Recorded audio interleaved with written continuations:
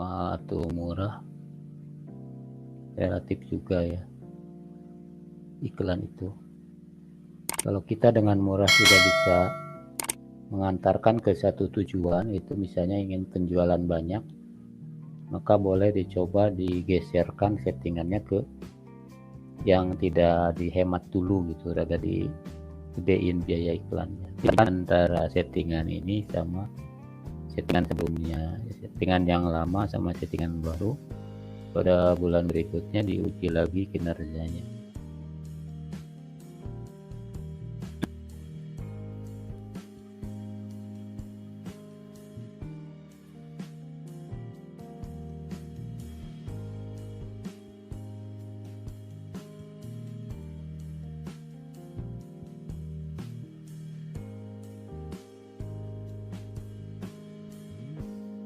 Walaupun rekennya kadang ditembak 1000, tapi kalau udah matang mah gak terlalu jadi masalah di 3000-nya itu gitu.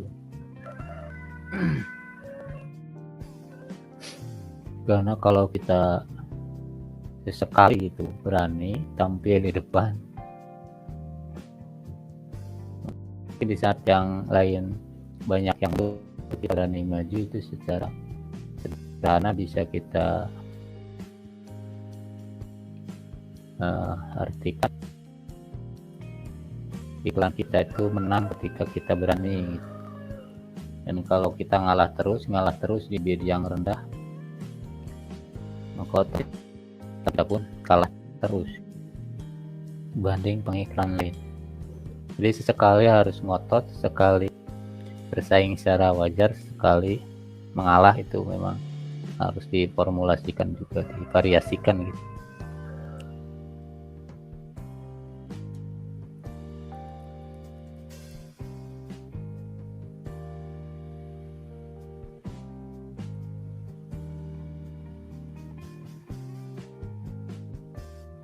Jadi sebelum ditangani saya itu, dia itu sudah nyernya di peningkatan ini nih, iklannya itu tidak jalan sama sekali. Waktu sebulan sebelumnya itu dia Excel iklannya itu habis diisi 100.000 sehari, manteng aja terus ngejeten gitu. Saya coba otak atik ini, yang terbaik itu sih ini yang udah ada 53 penjualan ya, 50 yang 20 berarti otak atik. Karena kalau ada faktor lain yang mempengaruhinya, ketika dia salah satunya itu iklan kata kuncinya. Ketika iklan kata kuncinya belum bagus, serupanya juga belum bisa digenjot juga performanya. Ini yang data di sini ya, ini 1,2,4, dan kalau data kesesungguhnya ini selalu lebih di angka ini biasanya.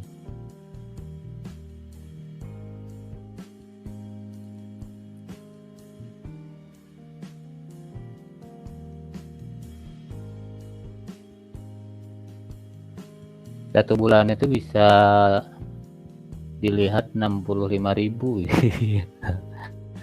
Kalau produk hijab ini bisa satu hari dilihat segini ya. Kayak ada produk sandal juga bisa di satu hari bisa dilihat segini. Satu bulan kan untuk herbal.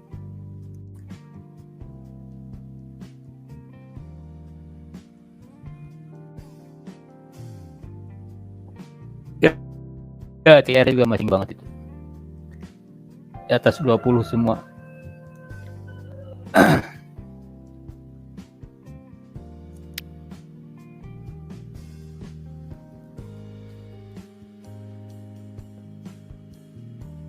Jadi yang menyedot iklan serupa terbesar produk ini memang.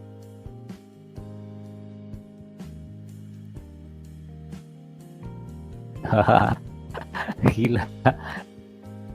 di markupnya gila-gilaan ini.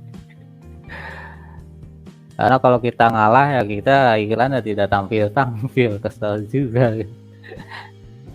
Saya coba boost dengan 300% baru dia mau jalan. Nah, pun ini evaluasi ke depannya kalau misalnya ini tidak nutup di biaya dengan omset gitu ya, ini bisa dikurangin lagi settingannya. Kita kesel nungguin kagak jalan-jalan tuh kan kita kelamaan, sementara dapur perlu ngebul. Ya udah ditambahin aja powernya itu.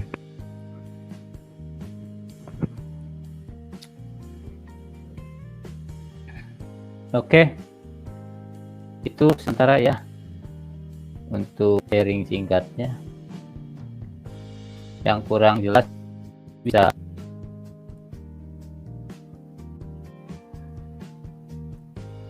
diskusi, saya buka ini, sok silakan. Mumpung saya belum turun 44 menit ya, silakan yang mau diskusi. Saya buka dulu dari satu-satu ini ya. Dari siapa ini? Gimana caranya? Caranya itu kita harus berani iklan ya. Untuk saat ini pendapat saya ini, kalau tidak iklan kita ketinggalan kereta ya. Traffic kita anjlok, penjualan kita turun nanti. Star seller dicabut dan lain-lain sebagainya. Dapur perlu ngebul juga. Nah, kalaupun beriklan kita asalkan dengan teknik ya. Iklannya harus yang menghasilkan itu. Untuk cara memulainya silahkan cari postingan-postingan saya di Facebook, di YouTube, di kalau yang belum punya mentor gitu ya. Kalau yang udah punya mentor jangan dicampur-campur. Kalau udah yang menjalankan metode dari mentor lain gitu terus dicampur-campur dengan metode yang saya sharing, itu hal berhasil nanti malah jadi buradul gitu, acak-acakan. Walaupun mau menerapkan metode saya harus bikin toko baru gitu. Ini yang saya alami ya, ini pengalaman pribadi. Jika dulu saya banyak mentor terus banyak diterapkan, banyak ramuan gitu, jadinya gagal gitu. Dengan ikuti salah satu aja, fokus terus ikuti kelemahannya apa, terus lagi dia mau diajak komunikasikan itu ya. Makanya kalau saya kurang menyarankan ikuti dari YouTube yang tidak bisa diajak komunikasi gitu sih yang punyanya. Kita kadang dihadapkan pada satu masalah yang mentok gitu, nggak ada solusinya. Kalau misalnya memang channel-channel yang nge-share itu banyak ya di YouTube dengan berbagai gaya dan cara tentunya. Tapi yang masalah itu ketika kita dihadapkan ke satu problema di mana kita butuh pemecahan untuk satu yang mentok gitu ya, permasalahan yang mentok. Nah, yang jadi pertanyaan itu dia bisa diajak komunikasi enggak gitu. Nah kalau nggak bisa nggak baik juga menurut saya gitu ya. Jadi ya sebaiknya ya cari orang yang mau diajak komunikasi, karena masalah periklanan itu sulit, tidak menganggap sulit dan pakai banget lagi. Makanya harus tetap semangat untuk ya. Waalaikumsalam dengan siapa ini, saya nggak bisa baca namanya kalau di sini.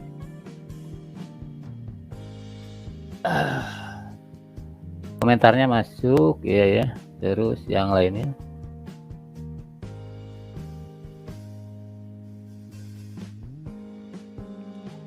kalau untuk data ya, untuk dapat data itu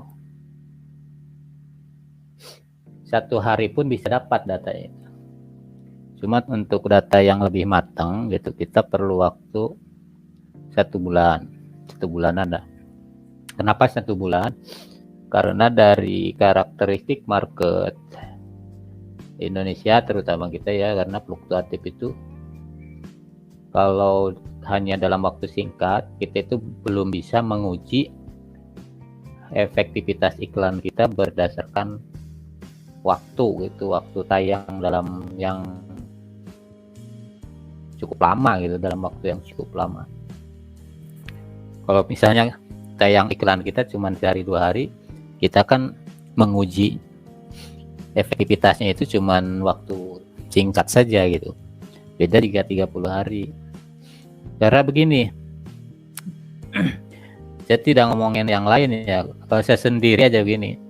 Kalau misalnya ada satu tayangan iklan, yaitu ada ketertarikan dengan produk tersebut, masih selalu mikir, kalaupun tertarik, belum punya uang. Ataupun kalau lagi punya uang, mau buat yang lain dulu gitu. Tapi kalau retargeting terus, iklan itu terus saja datang lagi, nongol lagi dari waktu ke waktu, maka sekali saya juga suka mikir, mendingan dibeli aja ini biar gak nongol lagi iklannya. Gitu. Pertama itu ya. Kedua, di market Indonesia itu kan ada tanggal tua, tanggal muda gitu. Ada kalanya saat ini memang orang-orang lagi pada punya uang gitu. Ada saatnya walaupun kepingin, orang itu belum punya uang gitu, karena belum gajian kan. Itu jadi semakin lama waktu pengujian iklan, semakin matang dari pertama retargetingnya, yang kedua juga dari situasi yang terpapar oleh iklan kita itu. Berbedanya di mana? Nah, mungkin ini Shopee luar negeri kali kalau berbeda. Oh, tidak ada tingkat premium ya, belum. Karena ini udah star seller ya, si akun ini. Jadi beda peringkat toko, memang beda-beda fitur dia. Antara yang belum star seller, antara yang sudah. Itulah salah satunya kan, orang itu kadang ada yang alergi ngambil star seller gitu ya. Ngapain ngambil star seller? Karena banyak potongannya gitu.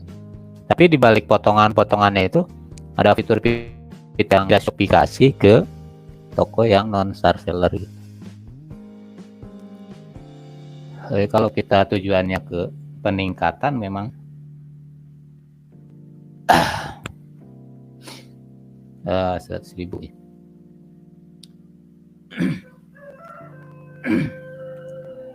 100.000 belum maksimal ya, belum.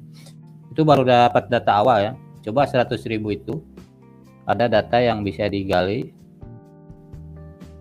Dengan uang 100.000 itu kita bisa dapat berapa parameter awal untuk pengembangan ke produk kita gitu loh. Kalau misalnya kita jualan hijab, maka ada data-data terbaru untuk pencarian orang berdasarkan hijab itu. Hijab apa sih yang ngetrend saat ini? Dan pengunjung Shopee itu untuk yang berinteraksi mencari hijab itu yang mana gitu. Nanti ada datanya di data iklan. Besar kecilnya biaya yang kita keluarkan untuk beriklan itu ada nilai tukarnya gitu loh, yang bisa digali di data iklan itu. Mau sehari, mau 2 hari itu udah ada datanya. Cuman antara matang dan belumnya itu yang bedanya.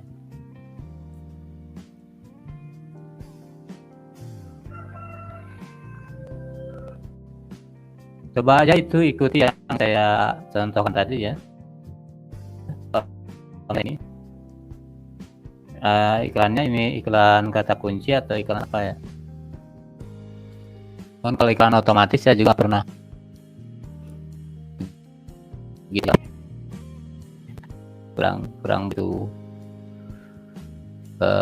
merekomendasikan gitu kalau iklan otomatis. Kalaupun ada download datanya itu tidak terpasang. Ini iklan pencarian kan ya. Ini untuk yang terakhir. Kalau iklannya 1 hari, cari datanya di 1 hari terakhir ini. Tanggalnya tanggal berapa kalau misalnya berdasar tanggal.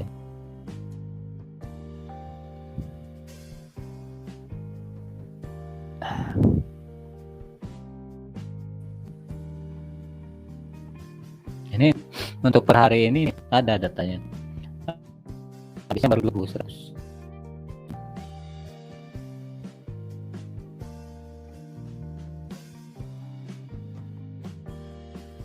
Di sini download dan ini data filenya berbentuk CSV. Nanti si CSV-nya itu dirubah lagi. Nah, cara ngerubahnya itu sulit. Makanya harus diulang nonton video-video tentang cara mengubah file itu. Ataupun kalau mau simpel bisa ke aplikasi jasa, bukan aplikasi ya, website pengubah CSV ke Excel ya. Coba aja search di pencarian Google, ada itu banyak situs-situs website penyedia ubah data.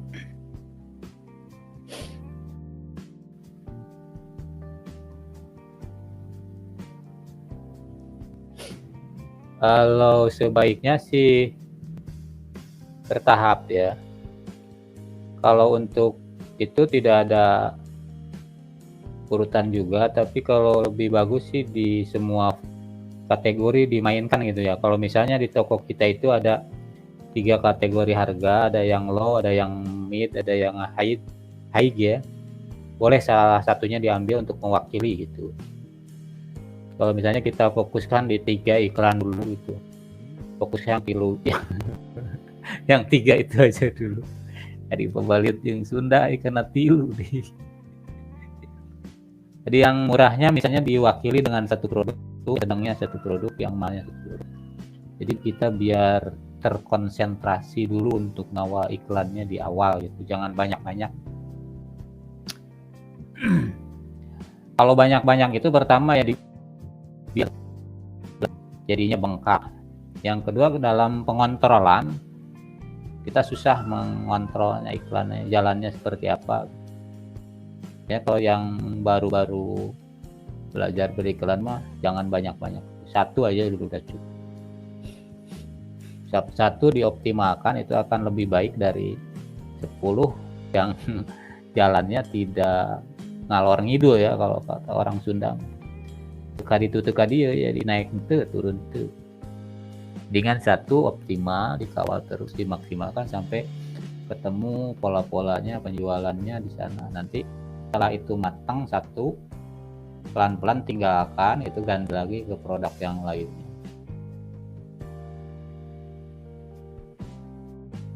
Jadi iklan bisa terjaga konsistensinya dengan efisiensi dari segi biaya tentunya.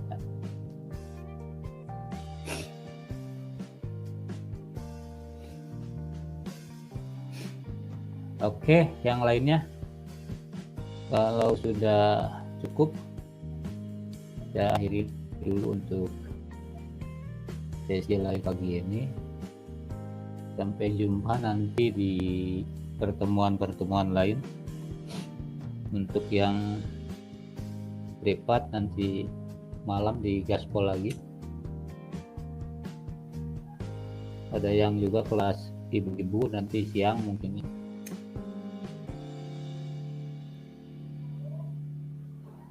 Kalau yang saya pegang sudah rutin digilir gitu, dikelolanya